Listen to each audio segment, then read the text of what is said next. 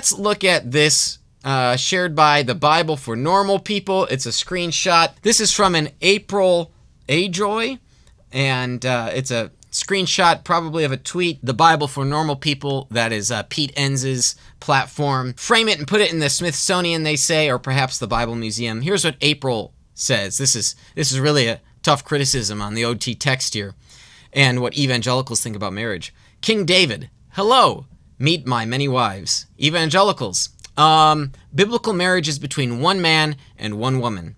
King David, I'm literally a biblical king. Evangelicals, ... King David, ... Evangelicals. Well, I guess we'll use cultural context this one time. So you can see here this meme, it's become a meme now. The tweet is used to critique the evangelical idea that the Bible describes marriages between one man and one woman. Well, King David has multiple wives. Right off the bat, if we wanted to analyze this on a matter of technicality, King David here is not disagreeing with the evangelical, that marriage is between one man and one woman. Now, King David, even in this tweet, there's multiple marriages, right? This is called polygamy. Even this rigid little, if we were to analyze this technically, this doesn't even make sense, because King David would agree that marriage is one man and one woman. Now, a man can have multiple marriages in David's mind, but what does the biblical text say on this? Nowhere in the entirety of the Old Testament is polygamy supported and promoted. Now, there are some texts in the Bible that regulate it, even warn against it, and I'm going to share that momentarily. But nowhere is it said it is good for a man to have multiple wives. Nowhere is that ever written in the Old Testament. What does the Old Testament say on this? Well, there's a passage in Deuteronomy 17 about the role of a king, and how in verse 17, so Deuteronomy 17:17, the king must not take many wives, or his heart will be led astray. This is a warning from Moses. It's a warning from God that the king shouldn't do this. Why not? Well, because he'll be distracted. This is exactly what happens with Solomon. And this is also what happens with David. And we're going to get into that momentarily in 2 Samuel. Distraction occurs. So this is a warning against kings having multiple wives. So even though the Bible describes the kings having multiple wives, it was prohibited. They did it anyway. So just because a narrative describes that kings had multiple wives is not a way of promoting it. Description is different than prescription. That's an important distinction when we do hermeneutics. Description is not prescription. Okay, let's get into 2 Samuel 12, because this is a passage here that is commonly supported by folks who, non-evangelicals will say, some might say post-evangelical, if they're still a Christian, or if they're not a Christian, they'll say, oh, look, the Bible supports polygamy, and here is this verse, because it talks about David inheriting the wives of Saul. So verse 8, and I gave you your master's house and your master's wives into your arms, and gave you the house of Israel and of Judah. Look at that. There it is. This is God speaking through the prophet Nathan. I anointed you king over Israel, and I delivered you out of the hand of Saul, and I gave you your master's house and your master's wives. There it is. Yahweh gave David multiple wives. Well, is this a promotion of? No, it's not. It's a description. But let's look at the context. This is where it gets great, because this verse will be used to describe this state of affairs. But these folks won't provide the context, and the context is key. Why is the context key? Because Nathan critiques polygamy. Read the passage. Look at this. Let's start at the top of the chapter. And the Lord sent Nathan to David. He came to him and said to him, there were two men in a certain city, the one rich and the other poor.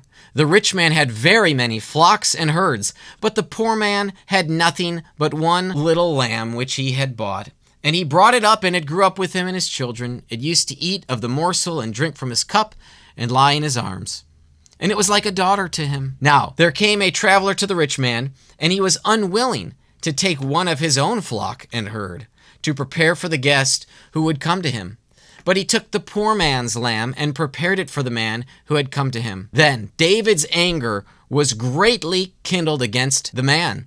And he said to Nathan, as the Lord lives, the man who has done this deserves to die, and he shall restore the lamb fourfold, because he did this thing and because he had no pity.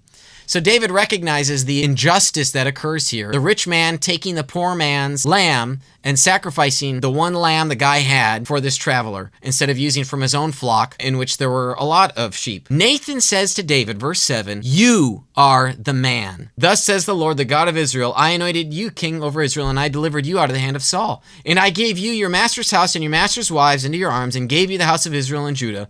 And if this were too little, I would add to you as much more. Why have you despised the word of the Lord to do what is evil in his sight? You have struck down Uriah the Hittite with the sword, and have taken his wife to be your wife, and have killed him with the sword of the Ammonites." God, speaking through the prophet Nathan, is critiquing polygamy, that these flocks are too large, and people need to just have one lamb, to use the parable here. David recognizes the injustice that has occurred, and it's a weakness against the polygamists who have this desire for more. It's a greed of women, is what it is.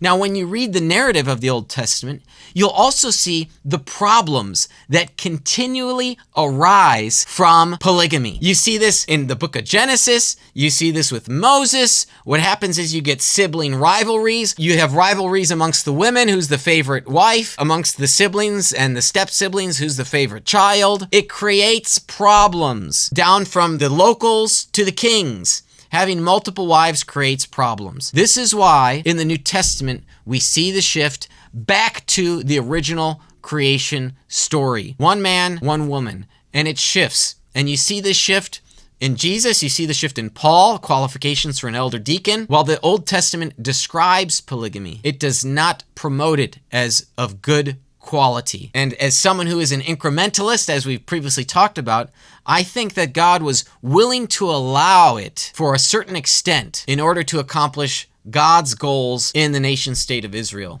So that's why he allowed it, in the same way that he allowed other sorts of ethical states of affairs temporarily. He had a grand plan to fulfill the law, to do away with it for a greater law, the law that's written on our hearts, the law of love. That's all I'll say there. But basically, when we look at April's tweet here, this is problematic for multiple levels. One, David's not critiquing marriage as between a man and a woman. Furthermore, we see the problems that polygamy caused for David in the very passage that is sometimes used to support this. Now you can see I've already was commenting here in this post, and more people kept going. That's the way this goes. So there it is. That's my take here.